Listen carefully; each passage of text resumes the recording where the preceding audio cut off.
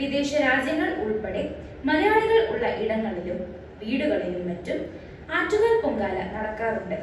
അതുകൊണ്ട് തന്നെ ലോകത്തെ ഏറ്റവും കൂടുതൽ സ്ത്രീകൾ പങ്കെടുക്കുന്ന ചടങ്ങ് എന്ന് ഈ ചടങ്ങ് ഗിന്നസ് ബുക്കിലും ഇടം നേടി.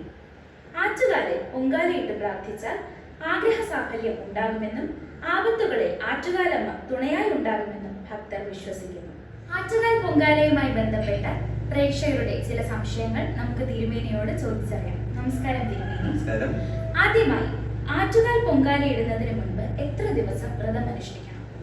ആറ്റുകാൽ പൊങ്കാലയോടനുബന്ധിച്ച് അവിടുത്തെ ഉത്സവം 10 ദിവസത്തെ ഉത്സവമാണ്.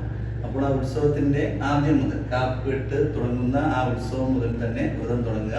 അതായത് 9 ദിവസം എങ്കിലും പൊങ്കാലയിടുന്ന ഭക്തജനങ്ങൾ വ്രതം എടുത്തിരിക്കണം. എങ്കിലേ അതിനുള്ള ഒരു ഐശ്വര്യവും ദേവിയുടെ അനുഗ്രഹവും ഭക്തജനങ്ങൾക്ക് ലഭിക്കുകയുള്ളൂ. അതിന് കഴിഞ്ഞില്ലെങ്കിൽ 7 ദിവസം അല്ലെങ്കിൽ 5 ദിവസം, ഏറ്റവും കുറഞ്ഞത് 3 ദിവസമെങ്കിലും വ്രതം എടുത്തതിന് ശേഷം മാത്രമേ നമ്മുടെ ഭക്തജനങ്ങൾ പൊങ്കാലയിടുവാൻ പോകുവാൻ പാടുള്ളൂ. കൃത്യമായും 3 ദിവസം വ്രതമെടുത്ത് നമ്മുടെ ശരീരത്തിൻ്റെയും മനസ്സിൻ്റെയും നിയന്ത്രിച്ച് ദേവിയെ മാത്രം മനസ്സിൽ വിചാരിച്ച് ദേവിയുടെ നാമങ്ങൾ ജപിച്ച് പ്രാർത്ഥനയോടുകൂടി വ്രതമെടുത്ത് നമ്മൾ പൊങ്കാല അർപ്പിച്ചു കഴിഞ്ഞാൽ സർവ്വ ദുരിതങ്ങൾ നമ്മുടെ ജീവിതത്തിൽ നിന്ന് മാറുകയും അഷ്ട ഐശ്വര്യങ്ങൾ നമ്മുടെ ജീവിതത്തിൽ വന്നു ചേരുകയും ചെയ്യും.